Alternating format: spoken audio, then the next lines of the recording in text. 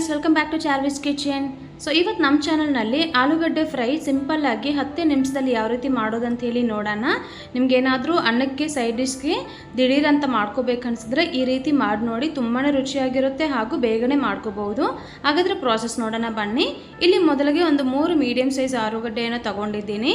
ಇಲ್ಲಿ ನೋಡಿ, ತಿನ್ನಾಗಿ ಈ ರೀತಿ ರೌಂಡಾಗಿ ಕಟ್ ಮಾಡಿ ಚೆನ್ನಾಗಿ ವಾಶ್ ಮಾಡಿ ಸೈಡ್ಗೆ ಇಟ್ಕೊಳ್ಳೋಣ. ಇದನ್ನು ಈಗ ಇನ್ನೊಂದು ಕಡೆಗೆ ಪ್ಯಾನ್ ತಗೊಂಡು ಪ್ಯಾನ್ ಹೀಟ್ ಆದ ನಂತರ ಇಲ್ಲಿ 2 ಟೇಬಲ್ ಸ್ಪೂನ್ ಆಗೋಷ್ಟು ಆಯಿಲ್ ಯೂಸ್ ಮಾಡ್ತಾ ಇದ್ದೀನಿ. ಆಯಿಲ್ ಹೀಟ್ ಆದ ನಂತರ ಅರ್ಧ ಟೇಬಲ್ ಸ್ಪೂನ್ ಆಗೋಷ್ಟು ಜೀರಿಗೆ ಹಾಗೂ ಇಲ್ಲಿ ರುಚಿಗೆ ಹಿಂಗನ್ನು ಆ್ಯಡ್ ಮಾಡ್ತಾ ಇದ್ದೀನಿ.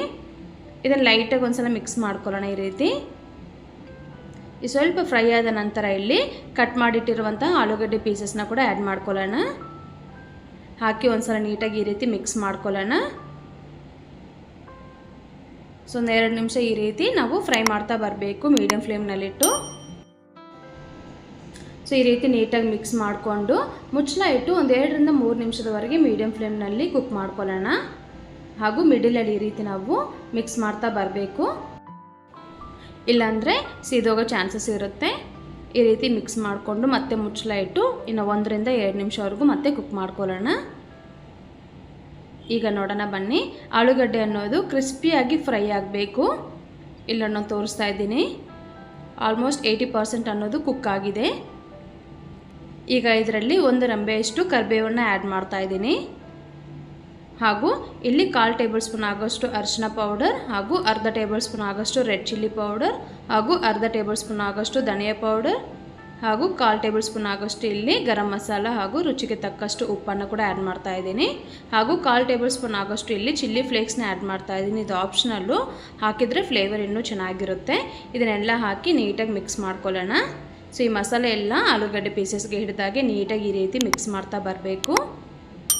ಮಿಕ್ಸ್ ಮಾಡಿಕೊಂಡು ಮುಚ್ಚಳ ಇಟ್ಟು ಇನ್ನೊಂದು 2 ರಿಂದ 3 ನಿಮಿಷದವರೆಗೆ ಕುಕ್ ಮಾಡ್ಕೊಳ್ಳೋಣ.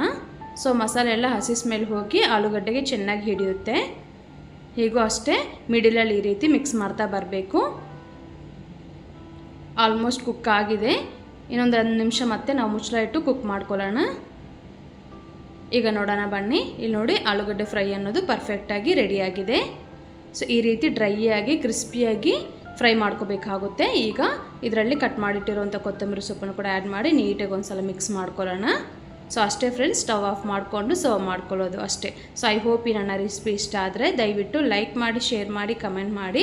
ಹಾಗೂ ನನ್ನ ಚಾನಲ್ನ ಫಸ್ಟ್ ಟೈಮ್ ನೋಡ್ದಂಗಿದ್ರೆ ದಯವಿಟ್ಟು ಸಬ್ಸ್ಕ್ರೈಬ್ ಮಾಡ್ಕೊಳ್ಳಿ.